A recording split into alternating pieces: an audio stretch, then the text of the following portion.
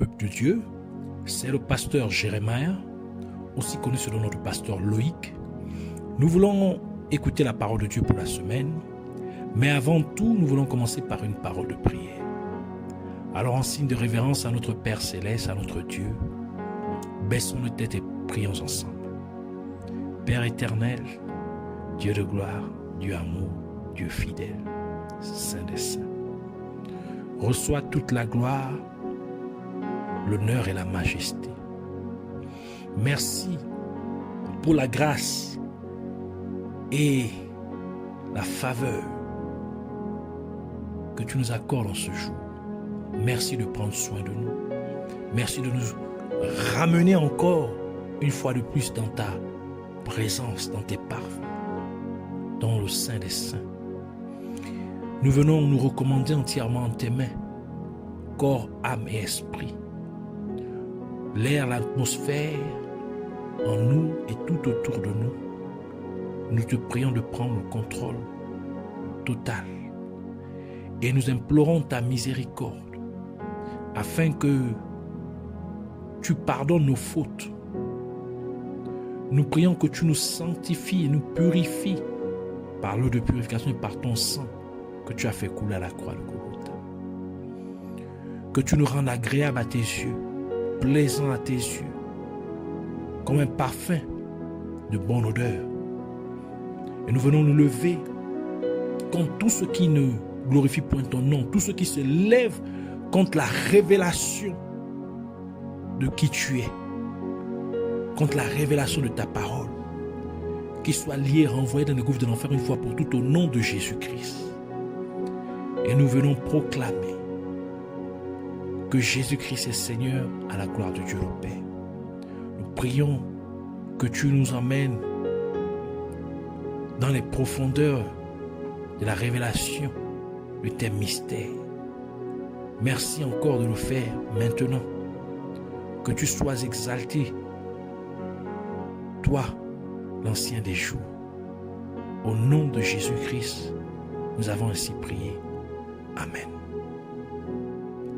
Alors nous allons prendre notre passage des Saintes Écritures dans le livre de Matthieu chapitre 6 verset 10. Nous lisons la parole de Dieu dans le livre de Matthieu chapitre 6 verset 10 au nom de Jésus-Christ.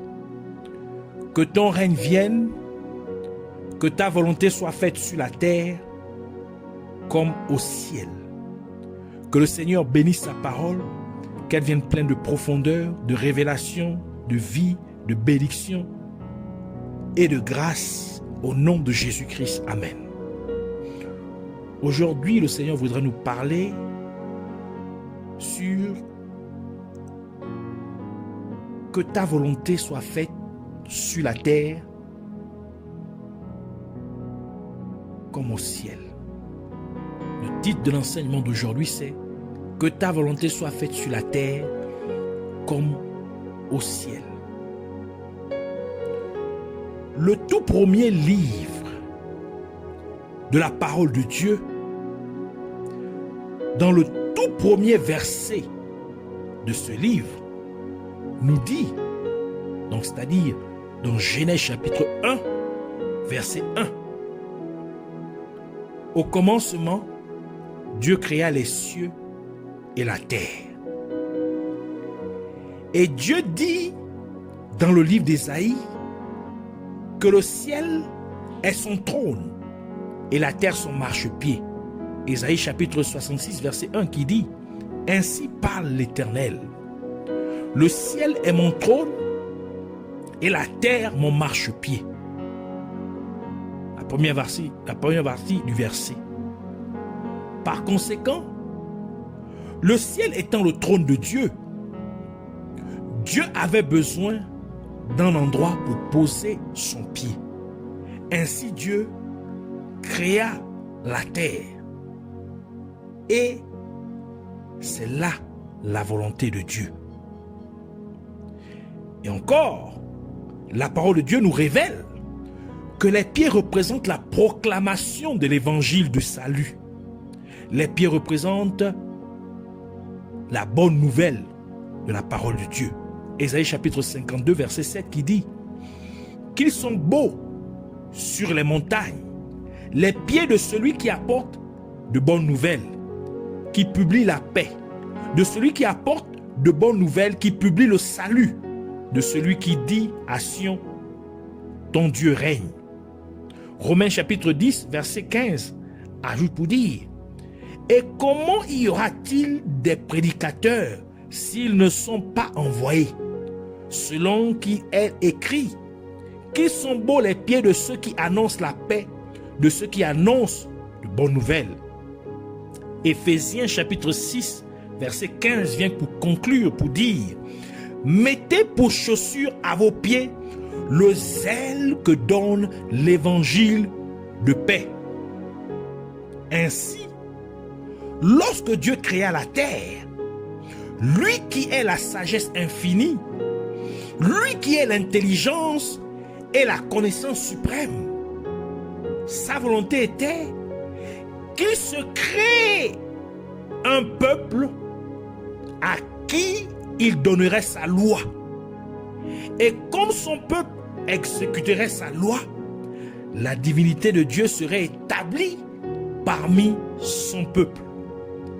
Car si un Dieu n'avait pas de peuple pour le vénérer ou l'adorer, sa divinité serait mise en question. C'est comme un acteur dans un film. Il a besoin d'un public. L'acteur a besoin de spectateurs pour l'admirer. Par conséquent, la volonté de Dieu est que le peuple qu'il a créé sur la terre puisse marcher pour lui, puisse marcher pour l'adorer. Son peuple doit l'admirer. Il doit le contempler, car il y a un mystère caché quand on admire Dieu. Il y a un secret qui est ancré dans l'adoration de Dieu. Il y a de la puissance dans la contemplation de Dieu. Car en adorant Dieu, en le contemplant, vous êtes transformés à son image, comme le déclare la parole de Dieu dans 2 Corinthiens chapitre 3 verset 18 qui dit, nous tous qui, le visage découvert, contemplons comme dans un miroir la gloire du Seigneur, nous sommes transformés en la même image, de gloire en gloire, comme par le Seigneur l'Esprit, ici faisant référence à l'Esprit Saint. Ce principe est bien représenté lorsque, par exemple, un enfant regarde un dessin animé. À la fin du dessin animé, l'enfant essaierait d'imiter ce qu'il a vu dans le dessin animé. Donc, quand nous passons plus de temps à contempler Dieu, quand nous révérons Dieu de plus en plus, en méditant sa parole et en l'adorant, nous finirons par ressembler à Dieu, exerçant même les mêmes vertus qui sont en Dieu. Ainsi, la volonté de Dieu qui est au ciel se fera sur la terre par nous qui avions été transformés en son image. Bien que Dieu soit celui qui ait créé les êtres humains, Dieu n'a pas voulu imposer sa volonté aux êtres humains. Mais il voulait plutôt que les êtres humains le vénèrent, l'adorent, l'admirent, le contemplent de leur plein gré. Dieu désire que ces créatures, les êtres humains, choisiraient par eux-mêmes de l'adorer. Et c'est la raison pour laquelle Josué a dit ce qui suit au peuple d'Israël dans Josué chapitre 24 verset 15 qui dit: et si vous ne trouvez pas bon de servir l'Éternel, choisissez aujourd'hui qui vous voulez servir, ou les dieux que servaient vos pères au-delà du fleuve, ou les dieux des Amoréens, dans le pays desquels vous habitez. Moi et ma maison, nous servirons l'Éternel. Donc c'est un choix délibéré. C'est ce que Dieu veut. C'est donc en obéissant à la loi de Dieu que les êtres humains vénèrent et adorent Dieu. C'est en faisant la volonté de Dieu sur la terre que nous, êtres humains, vénérons et adorons, admirons Dieu. Ainsi, parce que Dieu a fait de la terre son marchepied, sachant que les pieds représentent la proclamation de l'évangile du salut de Dieu. Cela signifie que la volonté de Dieu pour les êtres humains est qu'ils marchent sur la terre en proclamant sa parole, en proclamant la parole de Dieu. La volonté de Dieu pour les êtres humains est qu'ils marchent sur la terre en annonçant la bonne nouvelle du salut de l'évangile de Jésus-Christ. Et c'est pourquoi Jésus-Christ a envoyé ses disciples en disant dans Marc chapitre 16 verset 15, puis il leur dit, allez par tout le monde et prêchez la bonne nouvelle à toute la création. Ainsi, par son Église sur terre, Dieu marche. Il est fait de la terre son marchepied, parce que sa parole parcourt la terre.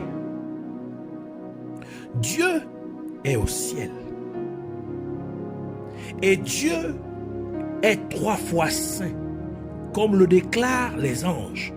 Ésaïe chapitre 6, verset 1 à 3 qui dit, l'année de la mort du roi Osias, je vis le Seigneur assis sur un trône très élevé, et les pans de sa robe remplissaient le temple. Des séraphins se tenaient au-dessus de lui. Ils avaient chacun 6 ailes, 2 dont ils se couvraient la face, 2 dont ils se couvraient les pieds, et 2 dont ils se couvraient ils se servaient pour voler. Ils criaient l'un à l'autre et disaient, Saint, Saint, Saint est l'Éternel des armées.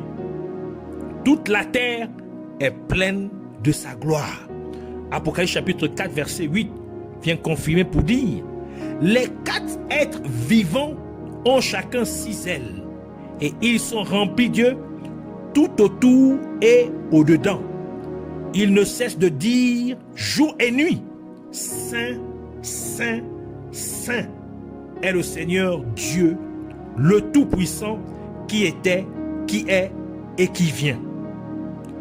Et Dieu créa l'être humain, et Dieu fit l'être humain et le composa de 3 parties, comme nous le dit le livre de Thessaloniciens, 1 Thessaloniciens chapitre 5 verset 23 qui dit que le Dieu de paix vous sanctifie lui-même tout entier et que tout votre être, l'esprit, l'âme et le corps soient conservés irrépréhensibles lors de l'avènement de notre Seigneur Jésus-Christ. Et parce que Dieu, qui est dans les cieux, est 3 fois saint, sa volonté est donc que l'être humain qu'il a créé, qui est sur terre, soit aussi saint comme Dieu, son créateur, est saint. Et c'est exactement ce que Dieu dit au peuple d'Israël par l'intermédiaire de Moïse dans Lévitique chapitre 11 verset 44 à 45 qui dit « Car je suis l'Éternel votre Dieu, vous vous sanctifierez et vous serez saints, car je suis saint. Et vous ne vous rendrez point impurs par tous ces reptiles qui rampent sur la terre, car je suis l'Éternel, je vous ai fait monter du pays d'Égypte pour être votre Dieu et pour que vous soyez saints, car je suis saint. » Ainsi, lorsque Jésus-Christ disait que ta volonté soit faite sur la terre comme au ciel, Jésus-Christ impliquait également que la volonté de Dieu est que, comme Dieu qui est au ciel est 3 fois saint, les êtres humains qui sont sur la terre devraient également être 3 fois saints. Ainsi, l'être humain doit être saint au niveau de son corps, de son esprit et de son âme. En effet, le désir ou la volonté de Dieu est que l'être humain lui ressemble. Que l'être humain ressemble à Dieu. Que l'être humain soit l'image de Dieu sur la terre. Cette vérité même, que la volonté de Dieu est que l'être humain soit 3 fois saint, comme Dieu est 3 fois saint, est également confirmée par le fait que le tabernacle ou le temple de Dieu est composé de 3 parties principales, qui sont le parvis extérieur, le lieu saint et le saint des saints. Et le lieu saint et le saint des saints forment ensemble le parvis intérieur. Et c'est pourquoi le roi David a dit dans Psaume 84, verset 10, « Mieux vaut un jour dans tes parvis que 1000 ailleurs. Je préfère me tenir sur le seuil de la maison de mon Dieu plutôt que d'habiter sous les tentes de la méchanceté. » Et la parole de Dieu dit que nous, êtres humains, qui avons accepté Jésus-Christ comme notre Sauveur et Seigneur, nous sommes le temple de Dieu. 1 Corinthiens chapitre 3 verset 16. Ne savez-vous pas que vous êtes le temple de Dieu et que l'Esprit de Dieu habite en vous? Cela signifie que, comme le temple de Dieu est en 3 parties, l'être humain est composé aussi de 3 parties. Ainsi, le corps du croyant correspond à la cour extérieure, le parvis extérieur du temple ou du tabernacle. Car comme le corps peut être vu physiquement, la cour extérieure du temple était aussi visible au peuple d'Israël. Et l'âme du croyant correspond au lieu saint du tabernacle ou du temple de Dieu. Et l'esprit du croyant correspond au sein des saints. Car c'est là que la présence de Dieu se manifestait.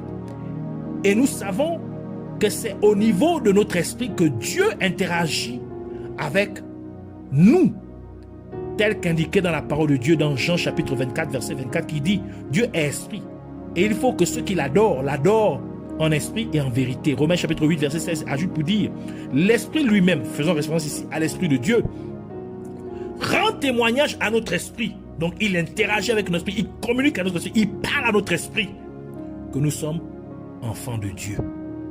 Ainsi, de la même manière que la cour intérieure du temple, qui est faite du lieu saint et du saint des saints, n'était pas accessible au peuple d'Israël, de même notre âme et notre esprit ne peuvent être vus avec les yeux physiques par notre personne. Par conséquent, parce que nous sommes le temple de Dieu, nous devons être saints aux 3 dimensions ou aux 3 niveaux du temple de Dieu. Cela signifie que nous devons être saints au niveau du corps, de l'âme et de l'esprit. Tout comme la cour extérieure du temple, le lieu saint et le saint des saints étaient tous saints. Ceci confirme donc que la volonté de Dieu pour l'être humain qui est sur la terre est qu'il soit 3 fois saint, comme Dieu qui est au ciel est 3 fois saint. Maintenant, que doit faire le croyant, le chrétien, pour être 3 fois saint? Ou que devez-vous faire pour être saint au niveau de votre corps, de votre âme et de votre esprit? Ainsi, parlons de la sainteté au niveau du corps. Le corps de l'être humain est le siège des désirs. Et le corps de l'être humain est aussi connu comme la chair ou la nature humaine. Et parce que depuis le péché d'Adam et Ève, la nature humaine a été corrompue. Et par conséquent, les désirs de la nature humaine corrompus tendent toujours vers ce qui est mal. tel que le livre de Galates le mentionne dans Galates chapitre 5, verset 19 à 21, qui dit « Or les œuvres de la chair, notre terme, les désirs de la chair, sont manifestes. Ce sont l'impudicité, l'impureté, la dissolution, l'idolâtrie, la magie, les initiés, les querelles, les jalousies, les animosités, les disputes, les divisions, les sectes, l'envie, l'ivrognerie, les excès de table et les choses semblables. Je vous dis d'avance, comme je l'ai déjà dit, que ceux qui commettent de telles choses n'hériteront point le royaume de Dieu.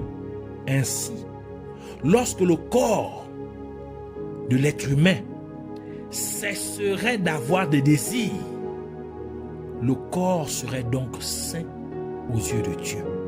C'est pourquoi la parole de Dieu dit dans Galates chapitre 5 verset 24, ceux qui sont à Jésus-Christ ont crucifié la chair avec ses passions et ses désirs. Romains chapitre 8 verset 13 ajoute pour dire, si vous vivez selon la chair, vous mourrez. Mais si par l'esprit, ici faisons référence à l'esprit de Dieu, l'Esprit Saint, vous faites mourir les actions du corps, donc les désirs du corps, vous vivrez. Colossiens chapitre 3 verset 5 à 6 conclut pour dire, faites donc mourir les membres qui sont sur la terre, l'impudicité, l'impureté, les passions, les mauvais désirs et la cupidité qui est une idolâtrie. C'est à cause de ces choses que la colère de Dieu vient sur les fils de la rébellion. Et cela se fait lorsqu'un être humain croit en Jésus-Christ et l'accepte comme son sauveur et son Seigneur. L'Esprit de Dieu viendrait ainsi et résiderait dans le corps du croyant, et donc l'esprit du croyant serait reconnecté à l'Esprit de Dieu, et c'est ce qu'on appelle naître de nouveau, comme Jésus-Christ l'a mentionné dans Jean chapitre 3 verset 3 qui dit, Jésus lui répondit, en vérité, je te le dis, si un homme ne naît de nouveau, il ne peut voir le royaume de Dieu. Cela signifie que plus le croyant interagirait avec Dieu par la prière, la méditation de la parole de Dieu, la louange, l'adoration, plus l'Esprit de Dieu convaincrait, influencerait maintenant l'esprit du croyant de faire des choses qui sont agréables aux yeux de Dieu, parce que la personne ne marcherait plus selon les désirs de sa chair ou de sa nature humaine corrompue. Et c'est pourquoi la parole de Dieu dit dans Romains chapitre 8 verset 5, ceux en effet qui vivent selon la chair s'affectionnent aux choses de la chair, tandis que ceux qui vivent selon l'esprit s'affectionnent aux choses de l'esprit. Et c'est là que vous avez crucifié les désirs de votre nature humaine corrompue. C'est où les désirs de votre corps, afin que seuls les désirs de Dieu vivent en vous. D'où la parole de Dieu dit dans Galates chapitre 2 verset 20, j'ai été crucifié avec Christ, et si je vis, ce n'est plus moi qui vis, c'est Christ qui vit en moi. Et si je vis maintenant dans la chair, dans le corps, je vis dans la foi au Fils de Dieu qui m'a aimé et qui s'est livré lui-même pour moi. Donc vous ne vivez plus pour vous. Donc vous n'avez plus de désirs propres. Mais ce sont maintenant les désirs de Dieu. Ainsi, lorsque vous avez tué les désirs de votre corps ou de votre chair, vous devenez saint dans votre corps. Et c'est la première étape pour être 3 fois saint. C'est pourquoi la parole de Dieu dit dans Romains chapitre 12 verset 1, je vous exhorte donc, frères, par les compassions de Dieu, à offrir, à présenter votre corps comme un sacrifice vivant, saint, agréable à Dieu, ce qui sera de votre part un culte raisonnable, un service raisonnable. Il peut arriver donc que vous avez une envie ou un mauvais désir, mais le fait que vous ne succombiez pas, que vous ne cédiez point à ce désir, cela justifierait automatiquement votre corps. C'est pourquoi la parole de Dieu dit dans 1 Pierre chapitre 2 verset 11, il dit, bien-aimés, je vous prie en tant qu'étrangers et pèlerins. Abstenez-vous des convoitises charnelles qui font la guerre à votre âme. La conséquence positive d'être saint au niveau de votre corps est que des capacités surnaturelles commenceraient à se manifester à travers votre corps, comme c'était le cas avec plusieurs hommes de Dieu à travers la parole de Dieu. Par exemple, bien que le prophète Élisée était mort physiquement, mais parce qu'il avait exercé tant de sainteté au niveau de son corps, quand il était vivant, lorsqu'il était encore vivant, que lorsqu'un mort tomba sur la tombe du prophète Élisée et que le corps du mort toucha les os d'Élisée, le mort revint à la vie immédiatement, comme la parole de Dieu le décrit dans 2 Rois chapitre 13 verset 20 à 21 qui dit: Élisée mourut et on l'enterra. L'année suivante, des troupes de Moabites pénétrèrent dans le pays, et comme on enterrait un homme, voici, on aperçut une de ces troupes et l'on jeta l'homme dans le sépulcre d'Élisée. L'homme alla toucher les os d'Élisée et il reprit vie et se leva sur ses pieds. Ainsi, un cadavre ou encore un corps sans vie ressuscitant un mort. Ce sont là les mystères de Dieu. Ce sont là les merveilles de Dieu lui-même. Un autre exemple du fait d'exprimer la sainteté dans votre corps est le cas de Pierre, dont l'ombre guérissait les malades. Actes chapitre 5, verset 14 à 16 qui dit: le nombre de ceux qui croyaient au Seigneur, hommes et femmes, s'augmentait de plus en plus. En sorte